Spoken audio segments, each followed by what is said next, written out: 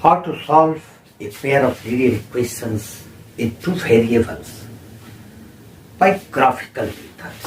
हम लोगों ने पिछले वीडियो में पिछले क्लास में हमने डिस्कस किया था पेयर ऑफ लिनियर इक्वेशंस को हम लोग कम से कम तीन तरह से सॉल्व कर सकते हैं, जिसमें ग्राफिकल मेथड बहुत ज्यादा इम्पोर्टेंट होता है। स्टूडेंट्स इसको इग्नोर करते हैं, इजी वे में ले लेते हैं, लेकिन एग्जामिनेशन में वो सही से बना नहीं पाते हैं। इसलिए मैं सजेस्ट करूंगा, मेरी सलाह होगी आपको कि आप इसको बारीकी से बनाइए। ये क्वेश्चन सीबीएसई 2008 में पूछा गया है। x + 3y = 6 और 2x - 3y = 12 ये दो लीनियर इक्वेशंस है। इसको ग्राफिकल मेथड से कैसे सॉल्व करेंगे, मैं स्टेप बाय स्टेप सॉल्व करूंगा, बताऊंगा और ये भी बतलाऊंगा कि स्टूडेंट्स कहाँ पर गलती करते हैं।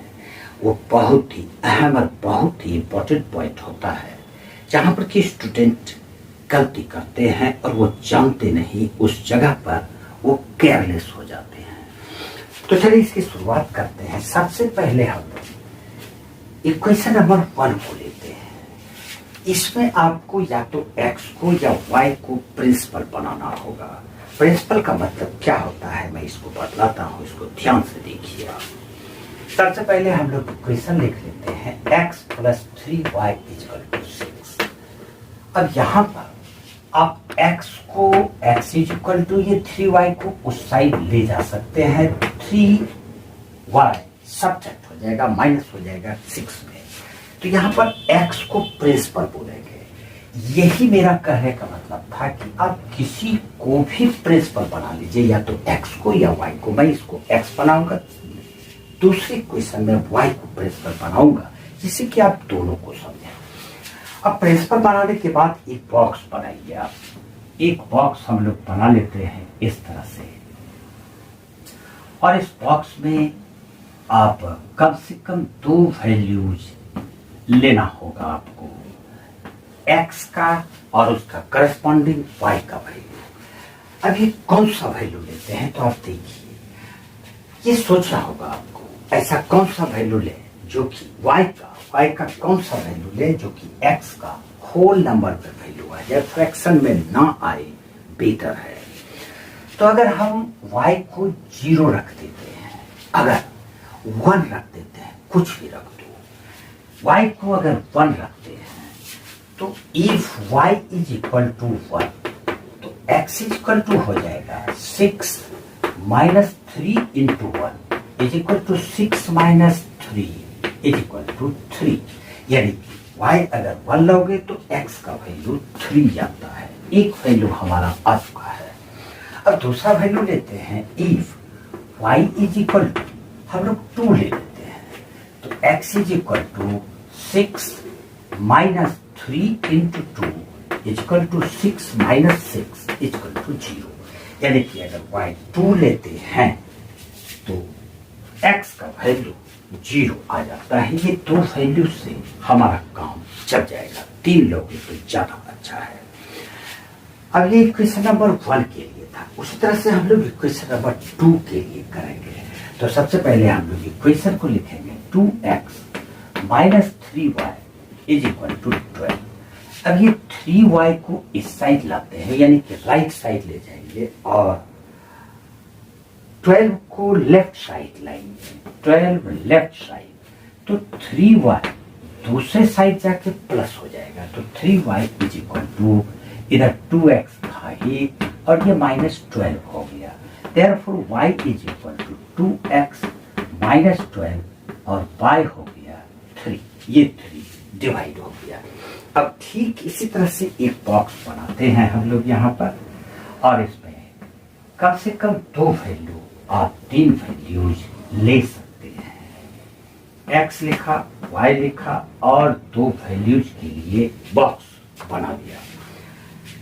अब यहाँ पर आपको x मानना पड़ेगा। x का कौन सा वैल्यू रखते हैं तो x 0 ले लेते हैं। जब x 0 लेंगे, if x = 0, y = 0 × 2 0 - 12/3 -12/3 is equal to -4, यानी x जब 0 लेंगे तो y -4 हो जाएगा। ठीक, अब दूसरा वैल्यू इसमें हम लोग ले लेते हैं x इज इक्वल टू 3। अगर 3 ले लेते हैं, if x is equal to 3 then y is equal to x is equal to 3 then y is equal to 2 into 3 6, 6 minus 12 -6 और y ये 3 यानी कि -2। तो दूसरा वैल्यू हमारे पास आता है x इक्वल टू 3 और y इक्वल टू -2। अब ये जो दो बॉक्स हम लोगों ने बनाया इसी का ग्राफ खींचेंगे। आप एक ग्राफ पेपर लीजिए, स्केल लीजिए और पेंसिल लीजिए। हम लोग इसके ग्राफ को बनाने का प्रयास करते हैं। This is not easy to draw graph paper on black board, क्योंकि इसके लिए आपको पेंसिल और स्केल की आवश्यकता होती है, but this is handmade graph paper. Okay, अब हम लोग ये जो वैल्यूज हम लोगों ने फाइंड किया था इसको ठीक से एग्जैक्ट पॉइंट पर किस तरह से सेट करते हैं इसको देखिए।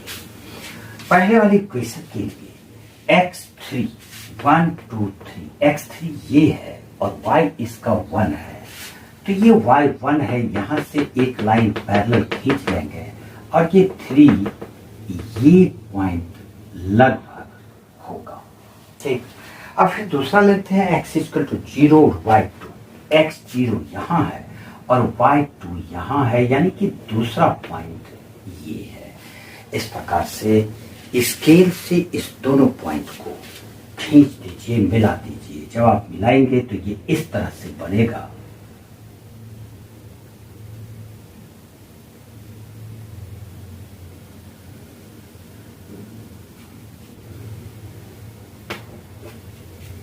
कुछ इस तरह से लाइन हम लोगों ने खींच लिया।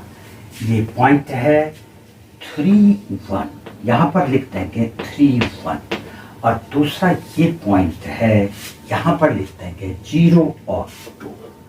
अब हम लोग दूसरे वाली इक्वेशन इसका लाइन खींचेंगे x0 y -4, x0 y -4 ये पॉइंट मार्क करते हैं।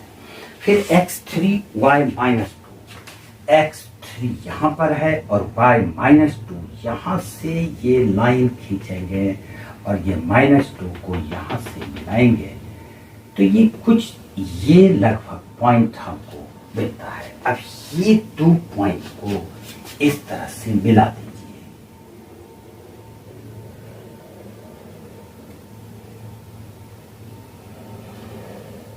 ये इस तरह से ये दोनों पॉइंट को जब आप मिलाएंगे तो आप देखिए, और इसका कोऑर्डिनेट भी हम लोग लिख देते हैं। ये पॉइंट है 3 और -2, ये 3 और -2 है, और ये पॉइंट है 0 और 4 -4। और एक और काम आपको करना है, क्रॉस में इक्वेशन को लिख देते हैं। तो ये इक्वेशन है x + 3y = 6, और ये वाला इक्वेशन है 2x - 3y = 12। अब आप देखिए कि दोनों स्ट्रेट लाइन, एक स्ट्रेट लाइन ये है और दूसरा स्ट्रेट लाइन ये है, ये दोनों एक दूसरे को कहां पर इंटरसेक्ट करता है, तो ये पॉइंट यहां पर है, यानी ये पॉइंट ये है और यही इसका सॉल्यूशन है। तो हम लोग इसका सॉल्यूशन लिखते हैं। इसका सॉल्यूशन हो गया x = x का वैल्यू 6 पर ये इंटरसेक्ट कर रहा है, तो x 6 और y = चूंकि x एक्सिस पर ही इंटरसेक्ट किया है तो y 0 होगा, यानी कि यही इसका आंसर होगा।